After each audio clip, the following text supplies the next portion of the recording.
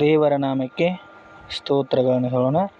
ಈ ಸಮಯದಲ್ಲಿ ನಾವು ದೇವರ ಒಂದು ಸನ್ನಿಧಿಯಲ್ಲಿ ಪ್ರಾರ್ಥನೆಯನ್ನು ಮಾಡೋದಕ್ಕೆ ಹೋಗೋಣ. ಪ್ರಾರ್ಥನೆಯನ್ನು ಮಾಡುವುದಕ್ಕಿಂತ ಮುಂಚೆ ದೇವರ ವಾಕ್ಯದ ಕೆಲವೊಂದು ವಚನಗಳನ್ನು ತಿಳಿದುಕೊಳ್ಳುತ್ತಾ ದೇವರ ಪ್ರಾರ್ಥನೆಯಲ್ಲಿ ತೊಡಗಿಕೊಳ್ಳೋಣ.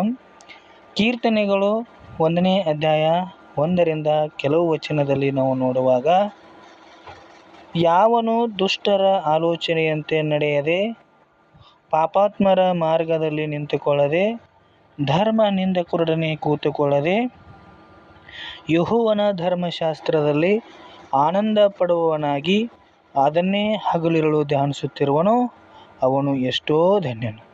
ಅಂದರೆ ದೇವರ ವಾಕ್ಯದಲ್ಲಿ ನಾವು ಕೀರ್ತನೆಗಳು 1ನೇ ಅಧ್ಯಾಯದಲ್ಲಿ ನೋಡುವಾಗ, ಯಾವನು ದುಷ್ಟರ ಆಲೋಚನೆಯಂತೆ ನಡೆಯದೆ, ಅಂದರೆ ದುಷ್ಟರ ಆಲೋಚನೆಯಂತೆ ನಡೆಯದೆ, ಪಾಪಾತ್ಮರ ಮಾರ್ಗದಲ್ಲಿ ನಿಂತುಕೊಳ್ಳದೆ, ಅವರ ಆಲೋಚನೆಯನ್ನು ಮಾಡದೆ ಮತ್ತು ಪಾಪಾತ್ಮರ ನಡೆದುಕೊಳ್ತಕ್ಕಂಥ ಮಾರ್ಗದಲ್ಲಿ ನಿಂತುಕೊಳ್ಳದೆ, ಮತ್ತು ಧರ್ಮವನ್ನು ನಿಂದನೆ ಮಾಡ್ತಕ್ಕಂಥ ಧರ್ಮ ನಿಂದಕರೊಡನೆ ಕೂತುಕೊಳ್ಳದೆ, ಯೆಹೋವನ ಧರ್ಮಶಾಸ್ತ್ರದಲ್ಲಿ ಆನಂದ ಪಡುವವನಾಗಿ, ಅಂದರೆ ಯೆಹೋವನ ಧರ್ಮಶಾಸ್ತ್ರದಲ್ಲಿ ಆನಂದ ಪಡುವವನಾಗಿ ಅದನ್ನೇ ಹಗಲಿರುಳು ಧ್ಯಾನಿಸುತ್ತಿರುವನೋ ಅವನು ಎಷ್ಟೋ ಧನ್ಯನು ಅಂತ ದೇವರ ವಾಕ್ಯ ಹೇಳ್ತಾ ಇದೆ. ಹಾಗಾಗಿ ನಾವು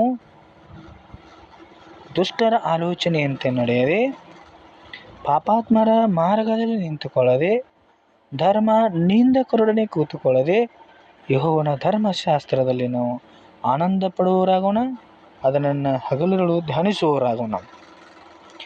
ಆವಾಗ ಅವನು ನೀರಿನ ಕಾಲುವೆಗಳ ಬಳಿಯಲ್ಲಿ ಬೆಳೆದಿರುವ ಮರದ ಹಾಗಿರುವನು.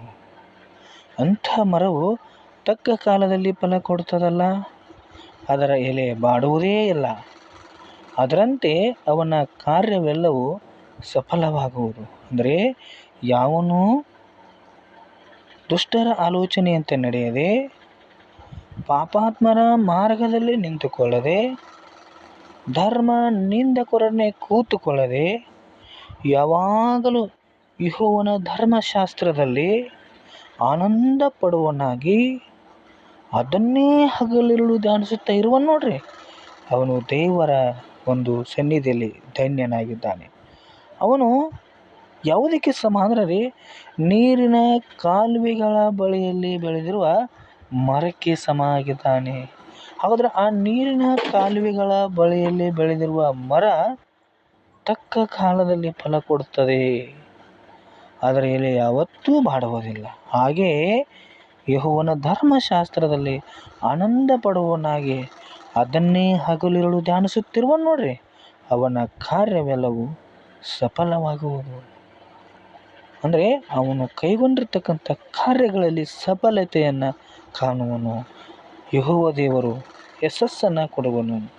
ಸದಾಕಾಲ ನಮ್ಮನ್ನು ಕಾಯುವವನಾಗಿದ್ದಾನೆ. ಸಹೋದರ ಸಹೋದರಿಯರೇ, ಈ ಸಮಯದಲ್ಲಿ ನಾವು ದೇವರ ವಾಕ್ಯದ ಪ್ರಕಾರ ನಡೆಯುವವರಾಗೋಣ. ದುಷ್ಟರ ಆಲೋಚನೆಯನ್ನು ಬಿಡೋಣ, ಪಾಪಾತ್ಮರ ಮಾರ್ಗದಲ್ಲಿ ನಿಂತುಕೊಳ್ಳುವುದನ್ನು ಬಿಡೋಣ, ಧರ್ಮ ನಿಂದಕರೊಡನೆ ಕೂತುಕೊಳ್ಳುವುದನ್ನು ಬಿಡೋಣ. ಇಲ್ಲಿವರೆಗೆ ನಾವು ಪ್ರತಿ ಕ್ಷಣವೂ ಪಾಪಗಳನ್ನು ಮಾಡಿಕೊಳ್ಳುತ್ತಾ ಪಾಪದ ಜೀವಿತವನ್ನು ನಡೆಸಿಕೊಂಡು ಬಂದಿದ್ದೇವೆ. ಇನ್ನು ಮುಂದೆಯ ದಿನದಲ್ಲಿ ನಾವು ನಮಗಾಗಿ ಶಿಲುಬೆಯ ಮೇಲೆ ಪ್ರಾಣ ಕೊಟ್ಟಿರ್ತಕ್ಕಂತಹ ದೇವರನ್ನು ಸ್ಮರಿಸೋಣ. ಆತನ ಸನ್ನಿಧಿಯಲ್ಲಿ ನಾವು ಜೀವಿಸುವವರಾಗೋಣ. ಆವಾಗ ನಮ್ಮ ಕಾರ್ಯಗಳು ಸಫಲವಾಗುವು. ನಾವು ಹೋಗುವಾಗಲೂ ಬರುವಾಗಲೂ ಯಾವಾಗಲೂ ದೇವರು ನಮ್ಮ ಸಂಗಡ ಇರುವನು. ನಮ್ಮನ್ನು ಕಾಯುವುದಕ್ಕಾಗಿ ತನ್ನ ದೇವದೂತರ ದಂಡನ್ನು ಕಾವಲಾಗಿಡುವನು. ನೀನು ಹೋಗುವಲ್ಲೆಲ್ಲ ನಿನ್ನನ್ನು ಕಾಯುವುದಕ್ಕೆ ಕರ್ತನು ನಿನ್ನ ವಿಷಯವಾಗಿ ತನ್ನ ದೇವದೂತರಿಗೆ ಅಪ್ಪಣೆ ಕೊಡುವನು. ಕೀರ್ತನೆಗಳು 91:11 ನಾವು ನೋಡ್ತಾ ಇದ್ದೇವೆ. ಹಾಗಾದರೆ ನಾವು ದುಷ್ಟರ ಆಲೋಚನೆಯಂತೆ ನಡೆಯದೆ, ದುಷ್ಟರು ಹಾಗಲ್ಲ, ದುಷ್ಟರ ಆಲೋಚನೆಯಂತೆ ನಡೆಯುವವರು ಹೇಗಿರ್ತಾರಪ್ಪ ಅಂದರೆ ಗಾಳಿ ಬಡ್ಕೊಂಡು ಹೋಗುವ ಹೊಟ್ಟೆ ನಿಂತಿದ್ದಾರೆ. ದುಷ್ಟರು ಹೇಗಿದ್ದಾರೆ? ಗಾಳಿ ಬಡ್ಕೊಂಡು ಹೋಗುವ ಹೊಟ್ಟೆ ನಿಂತಿದ್ದಾರೆ. ಆದುದರಿಂದ ದುಷ್ಟರು ನ್ಯಾಯ ವಿಚಾರಣೆಯಲ್ಲಿ ಪಾಪಾತ್ಮರು ನೀತಿವಂತರ ಸಭೆಯಲ್ಲಿ ನಿಲ್ಲುವುದಿಲ್ಲ. ಯಾರು ದುಷ್ಟರ ಆಲೋಚನೆಯಂತೆ ನಡೀತಾರೆ ನೋಡ್ರಿ, ಪಾಪಾತ್ಮರ ಮಾರ್ಗದಲ್ಲಿ ನಿಂತ್ಕೊಳ್ತಾರೆ ನೋಡ್ರಿ, ಧರ್ಮ ನಿಂದಕರೊಡನೆ ಕೂತ್ಕೊಳ್ತಾರೆ ನೋಡ್ರಿ, ಅವರು ಗಾಳಿ ಬಡ್ಕೊಂಡು ಹೋಗುವ ಹೊಟ್ಟಿನಂತಿದ್ದಾರೆ. ಹಾಗಾದರೆ ನಾವು ಪಾಪಾತ್ಮರ ಮಾರ್ಗದಲ್ಲಿ ನಿಂತುಕೊಳ್ಳುವುದು ಬೇಡ, ಧರ್ಮ ನಿಂದಕರೊಡನೆ ಕೂತುಕೊಳ್ಳುವುದು ಬೇಡ, ಅದರಂತೆ ದುಷ್ಟರ ಹಾಗೆ ಆಲೋಚನೆಯನ್ನು ಮಾಡುವುದನ್ನು ಬೇಡ. ದುಷ್ಟರು ಹಾಗಲ್ಲ, ಗಾಳಿ ಬಡ್ಕೊಂಡು ಹೋಗುವ ಹೊಟ್ಟಿನಂತಿದ್ದಾರೆ. ಆದುದರಿಂದ ದುಷ್ಟರು ನ್ಯಾಯ ವಿಚಾರಣೆಯಲ್ಲೂ ಪಾಪಾತ್ಮರು ನೀತಿವಂತರ ಸಭೆಯಲ್ಲಿ ನಿಲ್ಲುವುದಿಲ್ಲ. ಹಾಗಾದರೆ ಯೆಹೋವನು ನೀತಿವಂತರ ಮಾರ್ಗವನ್ನು ಲಕ್ಷಿಸುವನು, ದುಷ್ಟರ ಮಾರ್ಗವು ನಾಶವಾಗುವುದು. ನೋಡ್ರಿ, ಯೆಹೋವನು ನೀತಿವಂತರ ಮಾರ್ಗವನ್ನು ಲಕ್ಷಿಸುವನು. ನೀತಿವಂತನಿಗೆ ಸಂಭವಿಸುವ ಕಷ್ಟಗಳು ಅನೇಕವಿದ್ದರೂ ಯೆಹೋವನು ಅವುಗಳನ್ನು ಸರಾಗ ಮಾಡುವನು, ಆದರೆ ದುಷ್ಟರ ಮಾರ್ಗವು ನಾಶವಾಗುವುದು. ಹಾಗಾಗಿ ಕರ್ತನಲ್ಲಿ ನನ್ನ ಪ್ರಿಯ ಸಹೋದರ ಸಹೋದರಿಯರೇ, ನಾವು ಇಲ್ಲಿಯವರೆಗೆ ಮಾಡಿರ್ತಕ್ಕಂಥ ಪಾಪಗಳು ಕಡು ಕೆಂಪಾಗಿದ್ದರೂ ಸಹ ನಮ್ಮ ಕರ್ತನಲ್ಲಿ ನಾವು ಮೊರೆ ಹೊಕ್ಕುವುದಾದರೆ, ನಮ್ಮ ಕರ್ತನ ಸನ್ನಿಧಿಯಲ್ಲಿ ನಾವು ಪ್ರಾರ್ಥಿಸಿ ಬಿನ್ನಹ ಮಾಡುವುದಾದರೆ, ಆ ಕಡು ಕೆಂಪಾಗಿರ್ತಕ್ಕಂಥ ಪಾಪಗಳನ್ನು ತೊಳೆದು ಬೆಳುಪಾಗಿ ಮಾಡುವಂಥ ದೇವರು ನಿಮ್ಮ ದೇವರಾಗಿದ್ದಾನೆ. ಹಾಗಾಗಿ ಅಂಥ ನಮ್ಮ ಒಳ್ಳೆಯ ದೇವರ ಸನ್ನಿಧಿಯಲ್ಲಿ ನಾವು ಬದುಕುವವರಾಗೋಣ, ಜೀವಿಸುವವರಾಗೋಣ.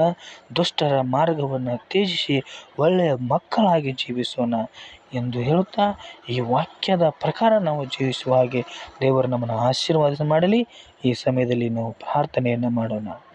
ಪರಿಶುದ್ಧನೇ, ಪರಿಶುದ್ಧನೇ, ಮಹೋನ್ನತ ಸ್ಥಾನದಲ್ಲಿ ವಾಸ ಮಾಡುವ ನಮ್ಮ ಪರಮ ಪ್ರೀತಿಯುಳ್ಳ ತಂದೆಯಾದ ದೇವರೇ, ಅಪ್ಪ ತಂದೆ, ಈ ವೇಳೆಯಲ್ಲಿ ನಿಮ್ಮನ್ನು ಅಪ್ಪ ಎಂದು ಬೇಡಿಕೊಳ್ಳುವಂಥ ಒಂದು ಮಹಾ ಜೀವಿತದ ಭಾಗ್ಯವನ್ನು ನಮ್ಮೆಲ್ಲರಿಗೆ ದಯಪಾಲಿಸಿ ಕೊಟ್ಟಿದ್ದಕ್ಕಾಗಿ ಅಪ್ಪ ನಿಮ್ಮ ಘನವುಳ್ಳ ನಾಮಕ್ಕೆ ಕೋಟಿ ಕೋಟಿ ಸ್ತೋತ್ರ ಕರ್ತನೆ.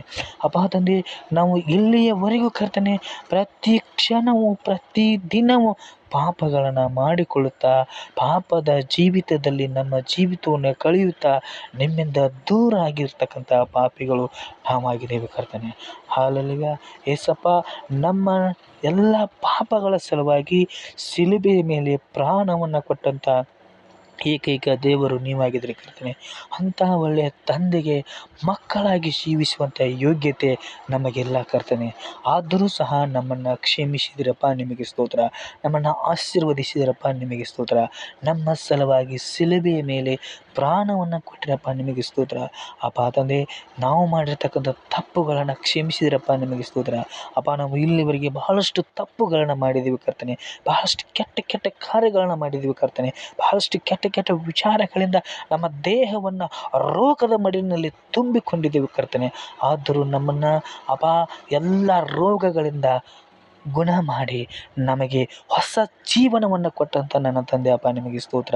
ಇನ್ನು ಮುಂದಿನ ದಿನಮಾನದಲ್ಲಿ ಕರ್ತನೆ ಆ ಕೆಟ್ಟ ಆಲೋಚನೆಯಂತೆ ನಡೆಯದೆ, ಹೌದಲ್ರಿ ಕರ್ತನೆ, ದುಷ್ಟರ ಆಲೋಚನೆಯಂತೆ ನಡೆಯದೆ, ಪಾಪಾತ್ಮರ ಮಾರ್ಗದಲ್ಲಿ ನಿಂತುಕೊಳ್ಳದೆ, ಧರ್ಮ ನಿಂದಕರೊಡನೆ ಕೂತುಕೊಳ್ಳದೆ, ಯಾವಾಗಲೂ ನಿನ್ನ ಧರ್ಮಶಾಸ್ತ್ರದಲ್ಲಿ ಆನಂದ ಪಡುವವರಾಗಿ ಅದನ್ನೇ ಹಗಲಿರುಳು ಧ್ಯಾನಿಸುವ ಹಾಗೆ ನಮ್ಮನ್ನು ಬಲಪಡಿಸಿರಪ್ಪ. ನಮ್ಮ ಹೃದಯದೊಳಗೆ ನೀವು ಬಂದು ನೆಲೆಸಿರಪ್ಪ, ನಮ್ಮನ್ನು ಬಲಪಡಿಸಿರಪ್ಪ, ನಮ್ಮನ್ನು ಆಶೀರ್ವದಿಸಿರಪ್ಪ. ಅಪ್ಪ, ಈ ಸಮಯದಲ್ಲಿ ನಮ್ಮ ಎಲ್ಲರನ್ನ ನಿಮ್ಮ ರಕ್ಷಣೆಯಲ್ಲಿಟ್ಟು ಜೋಪಾನ ಮಾಡಬೇಕಂತ ಮುದ್ದು ನಾಮದಲ್ಲಿ ಬೇಡಿಕೊಳ್ತೇನೆ ಕರ್ತನೆ. ಮುಂದಿನ ದಿನಮಾನದಲ್ಲಿ ಕರ್ತನೆ ನಿಮ್ಮ ಒಳ್ಳೆಯ ಮಕ್ಕಳಾಗಿ ಜೀವಿಸುವ ಹಾಗೆ ನಮ್ಮನ್ನು ಆಶೀರ್ವದಿಸಿ, ಈ ಸಮಯದಲ್ಲಿ ನಮ್ಮ ಪ್ರತಿಯೊಬ್ಬರನ್ನು ಮುಟ್ಟಿ ನಮ್ಮ ಪ್ರತಿಯೊಬ್ಬರ ದೇಹದಲ್ಲಿರ್ತಕ್ಕಂಥ ಎಲ್ಲ ಕೆಟ್ಟ ವಿಚಾರಗಳು, ಆಲೋಚನೆಗಳು, ರೋಗಗಳನ್ನು ತೆಗೆದು ಹಾಕಿ ಮುರಿದು ಹಾಕಿ ಯೇಸುವಿನ ನಾಮದಲ್ಲಿ ನಮ್ಮನ್ನು ವಾಸಿ ಮಾಡಬೇಕಂತಪ್ಪ ನಿಮ್ಮದು ನಾಮದಲ್ಲಿ ಬೇಡಿಕೊಡ್ತೇನೆ ಕರ್ತನೆ. ಪ್ರತಿಯೊಬ್ಬರನ್ನು ಆಶೀರ್ವದಿಸಿ ಬಲಪಡಿಸಿ, ನಿಮ್ಮ ವಾಕ್ಯದ ಪ್ರಕಾರ, ನಿಮ್ಮ ಜ್ಞಾನದ ಪ್ರಕಾರ, ನಿಮ್ಮ ಮಾರ್ಗದ ಪ್ರಕಾರ ನಮ್ಮನ್ನು ಜೀವಿಸುವಾಗ ಆಶೀರ್ವದಿಸಿ ಬಲಪಡಿಸಿ ನಿಮ್ಮ ಪ್ರೀತಿಯ ಕರಗಳಲ್ಲಿ ಜೋಪಾನ ಮಾಡಬೇಕು ತಿಳಿಸಪ್ಪ. ಎಲ್ಲ ಪ್ರಾರ್ಥನೆಗಳನ್ನು, ಮನವಿಗಳನ್ನು ನಮ್ಮ ಪ್ರಭು, ನಮ್ಮ ಗುರು, ನಮ್ಮ ರಕ್ಷಕರು, ನನ್ನ ರಾಜ್ಯರು, ನನ್ನ ಸತ್ಯ ದೇವರು ಆಗಿರುವ ಯೇಸು ಅಪ್ಪರ ಒಂದೇ ನಾಮದಲ್ಲಿ, ಮುದ್ದಾದ ನಾಮದಲ್ಲಿ ಅತಿ ತಾಳ್ಮೆಯಿಂದ ವಿನಯದಿಂದ ನಿಮ್ಮ ಪಾದದಲ್ಲಿ ಅಡ್ಡಬಿದ್ದು ಬೇಡಿಕೊಳ್ಳುತ್ತೇನೆ ನನ್ನ ಜೀವವುಳ್ಳ ತಂದೆಯೇ, ಆಮೇನ್. ದೇವರು ಈ ವಾಕ್ಯವನ್ನು ನಿಮ್ಮೆಲ್ಲರ ಆತ್ಮೀಯ ಲಾಭಕ್ಕಾಗಿ ಆಶೀರ್ವದಿಸಲಿ. ನಾವು ಇವತ್ತಿನಿಂದ ಒಳ್ಳೆಯ ಮಕ್ಕಳಾಗಿ ಜೀವಿಸೋಣ. ಯೇಸುವಿನ ಮಾರ್ಗದಲ್ಲಿ ಜೀವಿಸೋಣ ಅಂತ ಹೇಳ್ತಾ ಇದ್ದೀನಿ. Thank you.